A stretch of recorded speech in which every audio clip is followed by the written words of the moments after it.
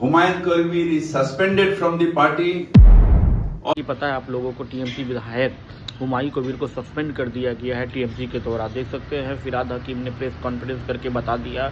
Suspend करने का reason बिल्कुल साफ है। सस्पेंड करने का रीज़न है कि हुमायूं कबीर ने मुर्शिदाबाद के बेलडंगा नाम की जगह पर बाबरी मस्जिद दोबारा से बनाने की नींव रखने की बात की थी 6 दिसंबर को कि बाबरी मस्जिद तो बनाएंगे वहाँ पे।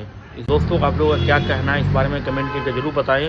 और ये इनका भी बयान भी देखते हैं हुमायूं कबीर का क्या लिखे लिखते हैं। বাবরি মসজিদ তৈরি করব কেন? বাংলায় কেউ মসজিদ তৈরি করুক, কেউ মন্দির তৈরি করুক, নিজের টাকায় তৈরি করুক, আমাদের কোনো আপত্তি। কিন্তু বাবরি মসজিদ করা অর্থাৎ সেই যে ধর্ম অন্ধতার যে ঘা, বাবরি মসজিদ ডেমোলিশনের মধ্যে দিয়ে ভারতবর্ষের নেতারা তখন বলেছিলেন ভারতবর্ষের সবথেকে কালো দিন, সেইটাকে আবার উস্কে দেওয়া, অর্থাৎ ধর্ম অন্ধতার দিকে সমাজকে ঠেলে দেওয়া, সেই কাজটা তৃণমূল কংগ্রেস বিশ্বাস করে না। মুর্শিদাবাদে যদি এতই টাকা ওনার কাছে থাকে তাহলে ওখানে অন্য কিছু কেন করলেন না? স্কুল কলেজ কেন করলেন না? কেন শুধু এই সেন্টিমেন্টের উপরে? তাহলে বাংলা কি এগোবে না শুধু বাবরি মসজিদ আর রাম মন্দির এর মধ্যে সীমাবদ্ধ থেকে যাবে? না, এটা আসলে বিজেপির একটা অভিসন্ধি, সমাজকে ভাগ করো।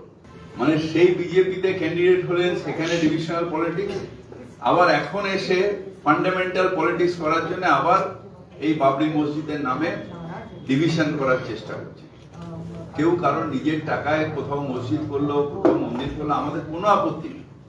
কিন্তু এই ডিভিশন করে যদি বাংলায় আগুন লাগানোর চেষ্টা করে এবং তাতে বিজেপিকে ডিভিডেন্ড দেওয়ার চেষ্টা করে, তৃণমূল কংগ্রেস সেটা সহ্য করবে না, কঠোর হাতে তার প্রতিবাদ এবং প্রতিরোধ করবে। Humayun Kabir is suspended from the party and he, with the approval of our chairman Mamata Bandyopadhyay and with the consent of our General Secretary Abhishek Bandyopadhyay, the